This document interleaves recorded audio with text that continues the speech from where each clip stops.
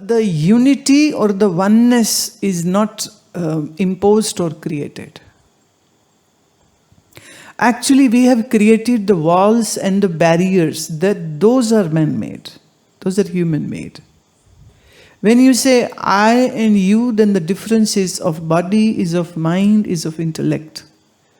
But if we peel off these three layers, then deep down there is just one absolute reality. I have to use the word one, but just to defy the duality, I have to say it one, but otherwise I can only say Advaita. There is a absolute non-dual existence. Absolute non-dual existence. I can give example that we are all sitting on, say, the ground, and on the surface there are differences. There are some trees, people, humans, animals sitting. But if you dig down, then down and beneath the surface, there's water. So it's the same water. There might be some disparities in this particular area geographically, and maybe 100 kilometers away from here, the water might be a bit different. But let me take example. No, I can't take example even of air, because at the moment, some of the leading cities of Bharat are really polluted because of this. No rains have happened, and the vehicle emissions and construction and all these reasons are there, which is polluting the air. So, but if you move up north in the Himalayas, in the mountains, it's beautiful quality of air. So there is disparity in the air quality here and in the mountains. Or in some remote areas, it's still very beautifully nice and clear. The 2.5 PM is very less in these areas. So I'll have to skip the water, the air example, and I have to go into the zone of Akasha, the space. So space here in Rishi Ashram, or space in New York, or space in Timbuktu, or space in the moon, or Saturn, or Mars, or whatever planet. The space remains same, undivided, unpolluted, beautifully unpolluted, virgin, untouched. And in that virgin space, all these planets and the galaxies are functioning. So if we see the planet, then we can say the differences are there.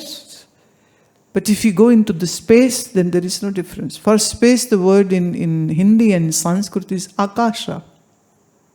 Akasha. Which gives space is called Akasha. So the Akasha remains the undivided, unpolluted, unobstructed, no barriers, no peripheries.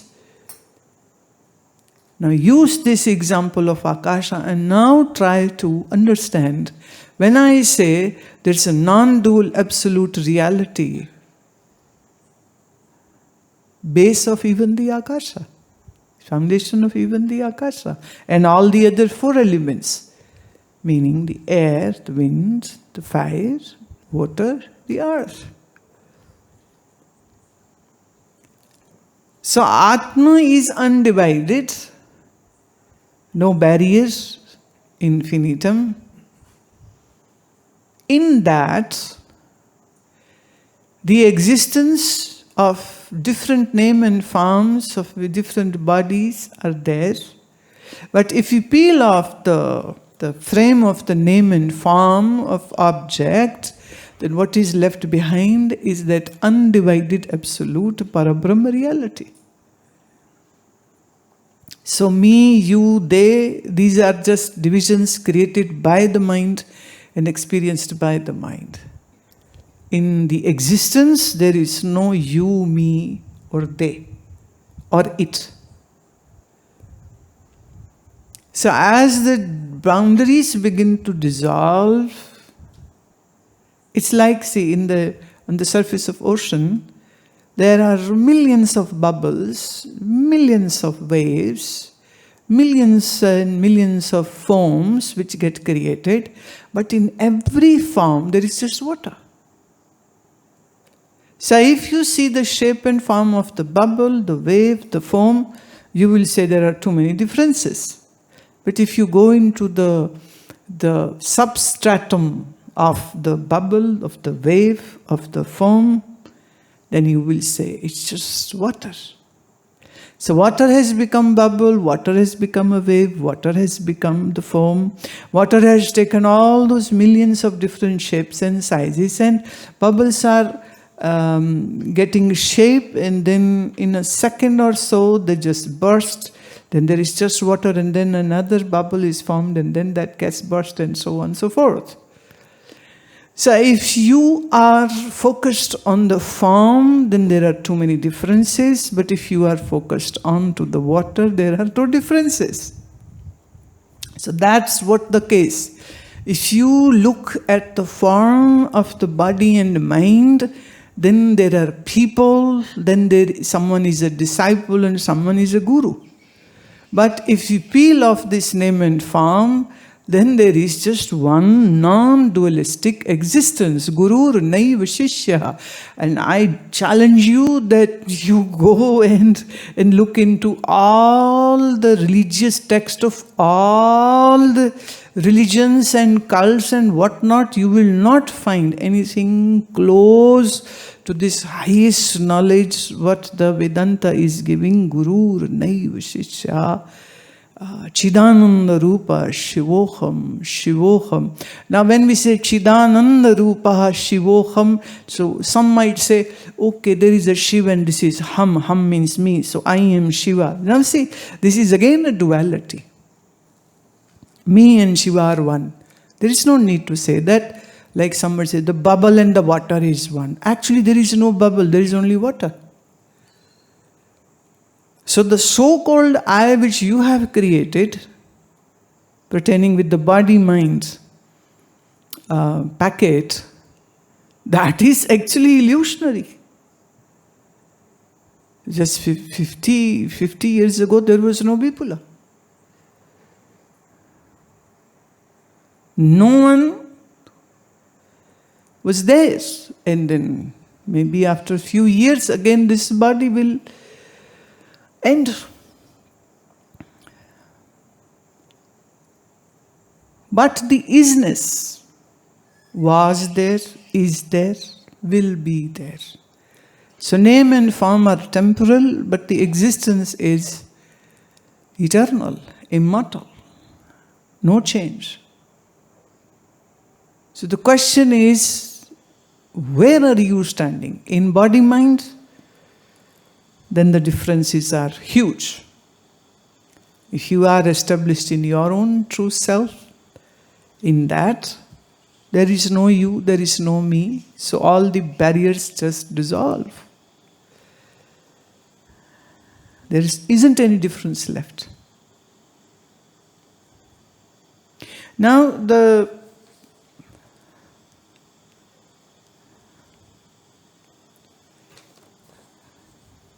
you ask this, please guide me how to remain in this state, as it seems little harder to keep that awareness when you are not around you. See, you are laying this condition. You say that this experience came, that the mind dissolved in the bliss, nothing else mattered. And when you smiled and talked to anybody, I was there inside that person receiving your love. Now see, here again you have created the duality. There was a person, in that person it was you, and I was giving the grace and you were receiving the grace. So it's still not, the barriers are still there. That can't be called the absolute experience. As such, all experiences will come and go. So no experience, all those people who wish to hold on to an experience for eternity, they are not being just. Because the mind is an ever-fleeting thing. It can't be in one state all the time. So there are beautiful stages which might come, and then it will wither away.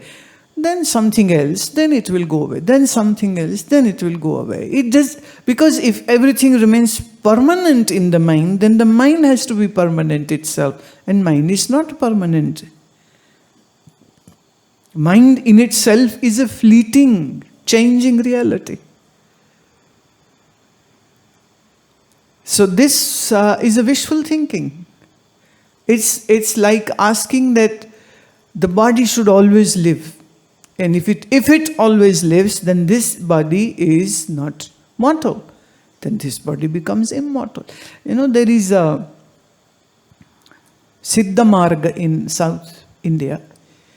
In that, the objective is to immortalize the body. They say, we will do such sadhana that the body will become immortalized and the body will be in eternity. And then the yogi, the siddha will just like disappear in thin air. And whenever he or she wishes, they will create a body and do some work and then go back into thin air. So they never die and they're always there. And they are always there to help the other aspirants and bless them and guide them and inspire them. So their whole idea is to make this body immortal. And well, they have some very beautiful, believable stories about Babaji and Mahavatar, and they are still there, and if you call and invoke them, they come, and the Siddhas are there, and Siddhas just live in the Siddha Lok, and whenever they wish, they can always come to the earth and help the humans. There is a huge following of this idea. But from the Vedantic darshan, we say that is not correct. Body is made of 5 elements. The body will go back to the 5 elements today or tomorrow. And you are the immortal being and nothing is going to change that. Your reality is going to be the same. So you don't have to worry to do something to gain immortality. Your true being is immortal. And a Vedantist Jnani has no stubborn idea to immortalize the physical body. No need. Absolutely no need at all. But the path of yoga has some different objectives. So in this one particular yogic path, they say the idea for a yogi is to immortalize the body.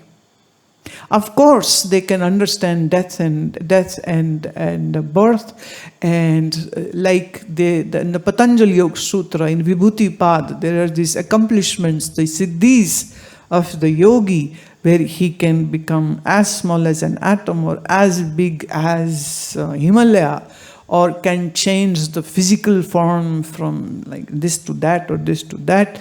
And in my childhood, I'll just share some. In my childhood, I heard about the place in Gujarat called Junagadh. Now, Junagadh is on the mountain top. They say the Dattatreya Maharaj. That's the place where, that's his abode, they say. And I had read one book. I must be 12 or 13 or 14, something like that. And in that they say that when you go on to the mountain, if you're climbing up the mountain, a yogi can appear to you in form of a lion and scare you off so that you don't reach the top. Or a yogi can appear in the form of a snake. And I really believed that. And I had a, kind of the childhood fear. Going to Junagadh. If you go there, this happens. And this is only very fortunate and only the lucky ones will reach the top of the mountain and might have darshan of great siddhas and yogis over there. And then when I grew up, and then I came to know that I think so now the government has some kind of a ropeway. You can sit on that and reach the top. So your chances of encountering a lion, a snake, actually who is a yogi, are now gone. And now this is a ropeway. See, I am not here to say this, that there is anything wrong in believing that, but the Vedanta says whether a lion or a snake or a human or a siddha or a commoner, in reality you are Brahma. And that's the truth. So once this realization has happened, this is the greatest siddhis of all the siddhis. Greatest experience. But as I'm saying, experiences come and go. What is left behind is the subtle state of confirm, I know who I am. And then even in the deepest sleep, if you wake up the jnani and ask him, who are you? He'll say, Aham Brahmasmi. There is a beautiful story that in the Indochina War, which happened in 1962, if I'm not wrong. So there was this Mahatma who was in this border area, and he had taken a vow of silence. So God knows for how many years he was silent. So there was no physical boundary which could say that this is China and this is India. So he might have walked into the Chinese area. So the Chinese soldiers caught him. And they are asking, who are you? Tell me your name. Now he had vow of silence. Moreover, he doesn't know how to speak Chinese. And then he had vow of silence, so he cannot. So they beat him up, and he's not talking. And then they decided to kill him. So they fired a bullet onto the Mahatma, and the bullet hits him. And out comes just one word, not hi, but the word was Aham Brahmasmi. They couldn't understand what he spoke. So anyhow, they memorized the sound which they heard, because even they were not familiar with the language. But if they somehow memorized the kind of notes or kind of sounds he made. So then they called for the linguistic department to decipher what he said. And at one time, China was fortunate enough that lot of Buddhist monks from India had traveled to China, and they were called by the emperor, invited by the emperor to bring the Buddhist scriptures over there and translate some of the Sanskrit text into Mandarin, into Chinese. So they called a linguistic expert and they said, this is the thing. And then he said, well, he is saying, Aham Brahmasmi, and it means I am the absolute reality. And then they wondered, well, what they have done, he was not a spy, and they thought he's a spy. He must be a spy, and they just killed. So, anyhow, the story goes on that even at the death time, the last word which he uttered was, I am that. So this is the confirmation, or this is the depth of a self-realized person, that in sleep, in death, or even in the time of the murder, he's being killed, he's being murdered, he's rejoicing in his being, in his own existence. So when there is diffusion of all the boundaries gone, there is no me, there is no you, there is no shishya, disciple, there is no guru, the master, and that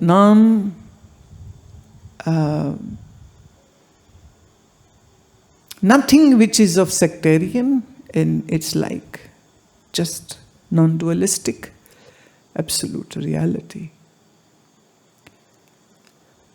Again, as an experience, it comes, it will stay for some time, it might take the mind into total absorption, the samadhi, it is possible, but then again the mind will come back to its normal functioning. The ultimate experience isn't going to convert your mind into a stone. Only stones don't change. Mind will change.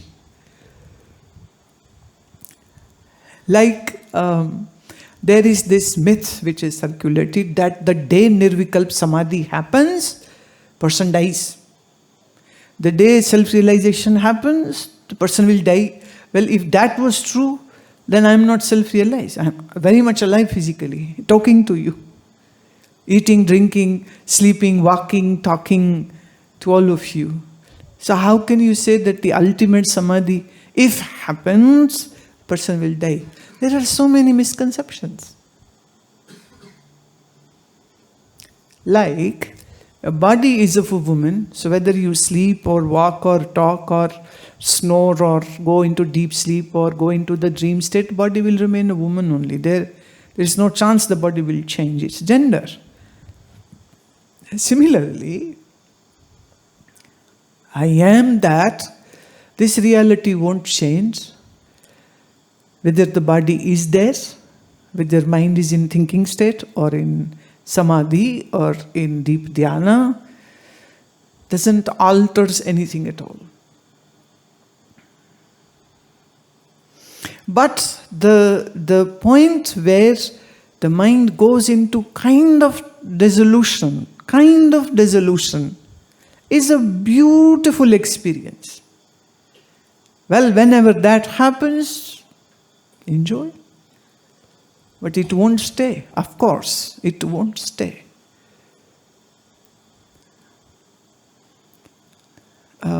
As we will go into Vivek Chudamani, well, you'll have to wait until it gets translated, or someday I speak on Vivek Chudamani in English. But in Vivek Chudamani, there is a chapter which is going to come where it talks about that how does awakened one behave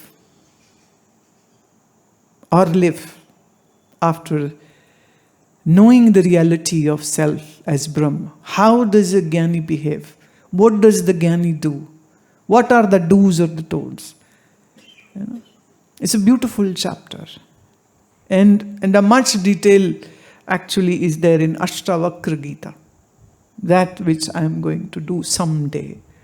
But the point is, Ashtavakra Gita is such a scripture which is, I don't think so, can be very well cherished or enjoyed by people who have not experienced what self-realization is.